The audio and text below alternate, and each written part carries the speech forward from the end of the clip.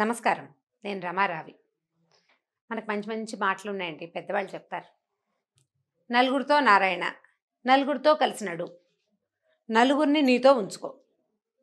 ఈ నలుగురు వ్యవహారం బాగానే ఉందండి. కానీ ఎంతసేపు నలుగురు ఏమనుకుంటారనే భావంతోటి మన జీవితాన్ని దుర్భరం చేసేసుకుంటాం మనం. లైఫ్ చేంజింగ్ హ్యాక్స్ జీవితాన్ని మార్చుకోవటంలో ఆ భాగంగా మనం ఈ వాక్యాలు మాట్లాడదలుచుకున్నానండి. ఎన్నిటికని నలుగురు ఏమనుకుంటారో అని ఆలోచిస్తామండి మనం. మనకేమనిపిస్తుంది, వాళ్ళెవరూ నన్ను పట్టించుకోవట్లేదు, నేను వీళ్ళని పట్టించుకోవాలా అనిపిస్తుంది. మన పిల్లలకి సరిగా మార్కులు రాకపోతే నలుగురు ఏమనుకుంటారు. మన ఆయనకి ఉద్యోగం లేకపోతే మన ఆవిడకో ఆయనకో మన పిల్లలకో మన ఇంట్లో ఎవరికో ఏదైనా బ్యాడ్ హ్యాబిట్స్ ఉంటే నలుగురు ఏమనుకుంటారు. ఎవరైనా ఏదైనా పొరపాటు చేస్తే నలుగురు ఏమనుకుంటారు. పిల్లాడు ఎవరితోటైనా తన్నులు తినొచ్చినా లేదా వీడే ఎవరినైనా కొట్టొచ్చినా నలుగురు ఏమనుకుంటారు. మన అమ్మ ఎవరితోటైనా స్నేహంగా ఉన్నా లేదా దాని ఫ్రెండ్స్ ఎవరైనా మన ఇంటికి వస్తే నలుగురు ఏమనుకుంటారు. చాలా బాధిస్తాయండి ఈ నలుగురు ఏమనుకుంటారు అనేది. నలుగురు 4 రకాలుగా చెప్పుకుంటారు. ఈ నలుగురికి పనిపాట ఉండదేమిటండి? బొత్తిగాను పనిపాట ఉండదు. అసలు ఎవడి జీవితానికి వాడు పరుగెత్తే పరిస్థితిలో ఉంటే ఇప్పుడు ఎవరైనా ఏమైనా అనుకుంటారని ఏం చేస్తాం మనం? ముందు మనకి మన గురించి సాటిస్ఫాక్షన్ ఉండాలి ఫస్ట్. తప్పకుండా మిగిలిన వాళ్ళని పట్టించుకోవాలి, సమాజాన్ని పట్టించుకోవాలి. అయితే ఇది ఎంత మటుకు, ఎంతవరకు? సమాజం అంటే పెద్ద బయటికి వెళ్ళొద్దు, మన ఇంట్లోనే అనుకుందాం. కొన్నేళ్ల క్రితం అండి, ఎలాగా ఒక 25-30 ఏళ్ల క్రితం కులాంతర వివాహాలు అవి చాలా ఇబ్బందికరమైనవి. ఇంచుమించు పిల్లల్ని బయటకు తోసేసేవాళ్ళు, వాళ్ళని ఇంట్లోకి రానిచ్చేవాళ్ళు కాదు. అలా ఉండేది కాదు, చాలా దూరం పెట్టేవాళ్ళు. ఇప్పుడు కులాంతర వివాహాలు, మతాంతర వివాహాలు, రాష్ట్రాంతర దేశాంతర వివాహాలు, ఇంకా ఖండాంతర వివాహాలు కూడా చాలా సహజంగా లోక సహజంగా జరిగిపోతున్నాయి. అవి కొంచెం గొప్పగా గ్రాండ్గా కూడా జరుగుతున్నాయి. ఇప్పుడు వెలివేసిన వాళ్ళని కలుపుకోవడానికి ఏం చెయ్యాలి? అప్పుడు సమాజం వేరు, ఇప్పుడు సమాజం వేరు. అవునా? అంటే రోజులు మారుతున్నాయి, రోజులు మారిపోయినాయి. ఇదివరకట్లాగా లేదు. అమ్మా నాన్నని ఊళ్ళో వదిలిపెట్టి సిటీలకి ఉద్యోగాలకు వచ్చిన వాళ్ళని కూడా జనం అంతా నానా రకాలుగాను మాట్లాడేవాళ్ళు. అమ్మా నాన్నని ఊళ్ళో వదిలేశాడనేవాళ్ళు. క్రమంగా ఏమైంది? అమ్మా నాన్నని ఇండియాలో వదిలిపెట్టి ఫారిన్లో సెటిల్ అవుతున్న పిల్లలు కోకొల్లలు. మనమే పంపించేస్తున్నాం వాళ్ళని చదువుకని, ఇంకోటని సంపాదించుకోవచ్చని. ఇక్కడ అదేదో అన్నీ చాలా ఈజాలు ఉన్నాయి ఇండియాలో. అక్కడికి వెళ్తే అక్కడ ఏ ఈజము లేదని భావించి, అనలేండి నేను, అక్కడ ఏం ఉండదు, హాయిగా మన ఉద్యోగం మనం సంపాదించి మన డబ్బులు మనం వెనకేసుకోవచ్చని భావించుకునో, లేకపోతే బాగా చదువు వస్తుందనో రకరకాల ఐడియాస్ తోటి పంపించేస్తుంది. మరి ఊరిని వదిలిపెట్టి వచ్చేసిన మన కజిన్ని మనం నానా మాటలు అన్నాము. మనం మాత్రం మన పిల్లల్ని అమెరికా పంపించాము. వాళ్ళు వెళ్ళిపోతే ఈ కజిన్ పిల్లలే మనకు తోడవుతుంటారు కొండకుచో. ఇది సహజంగా జరిగేదే కదా. సో ఇప్పుడు మనం ఏం చేయాలి? నలుగురితోటి పోకూడదు, నలుగురిలో ఒకరిగా మనం మాట్లాడకూడదు. ఎవరి ప్రయారిటీస్ వాళ్ళవి. జీవితం ప్రయారిటైజ్ చేయబడింది, ఎవరి ప్రయారిటీ వాళ్ళదే. ఈరోజు చూడండి, ఇప్పుడు మనం ఏం పరిస్థితిలో ఉన్నాం? అనారోగ్యంగా మన వాళ్ళు ఎవరైనా ఉంటే వాళ్ళని వెళ్ళి ఇంటికి వెళ్ళి పలకరించలేం కదా. వాళ్ళు హాస్పిటల్లో ఉంటే వెళ్ళి చూడలేం. వాళ్ళ అదృష్టం బాగుండక, కుటుంబం చేసుకున్న దురదృష్టం వల్ల మనుషులు పరమపదించిన ఆ సమయానికి అక్కడికి వెళ్ళలేని దుస్థితిలో ఇవాళ మనం ఉన్నాం. నలుగురితో ప్రయోజనం ఏముంది? ఇప్పుడు ఏ ప్రయోజనము లేదు, ఏవి ప్రయోజనం లేదు. నలుగురున్నా ఎవరున్నా సరే హాస్పిటల్ వాళ్ళు నలుగురిని మించి రానివ్వరు. ఆ నలుగురు కుటుంబ సభ్యులే అవుతారు. పైవాడు వచ్చే అవకాశమే లేదు కదా. లేనప్పుడు ఎందుకు నలుగురు గురించి మనం ఆలోచించాలి? ఇప్పుడు మనం దాని మీద చూస్తున్నాను చూడండి.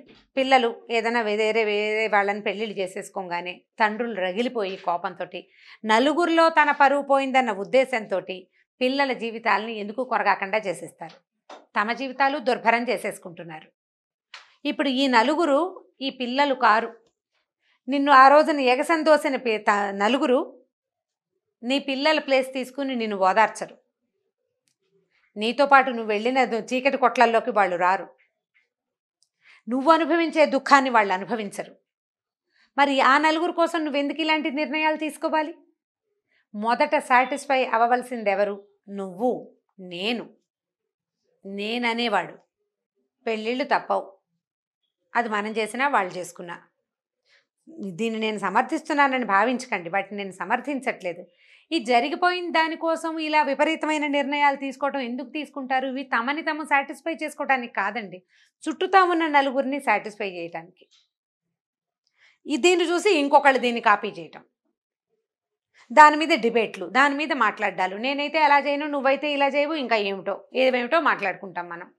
ఇందులో ఏమైనా ప్రయోజనం ఉంది? నష్టపోయిన జీవితాలు వాళ్ళకి తిరిగి రావు.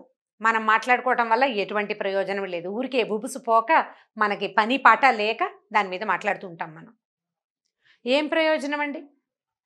కూతుర్ని పోగొట్టుకుని, ఆ అమ్మాయి భర్తని పోగొట్టుకుని, ఆ పిల్లకి పిల్ల పాపం, దానికి జీవితం లేదు, మీకు సంతోషం లేదు, మీకున్న ఆస్తి ఎవడు తింటాడో తెలీదు. ఏ ప్రయోజనం ఆశించి చేసినట్టు? తప్పులు కదా ఇవి. నలుగురు కోసం ఆలోచించి దుష్కరమైన వ్యవహారాల్లోకి పోవద్దు.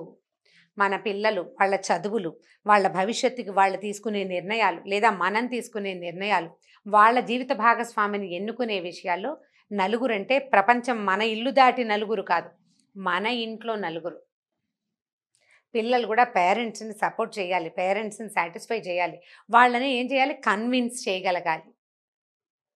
కన్విన్స్ చేయండి, ఒకళ్ళనొకళ్ళు కన్విన్స్ చేసుకోండి.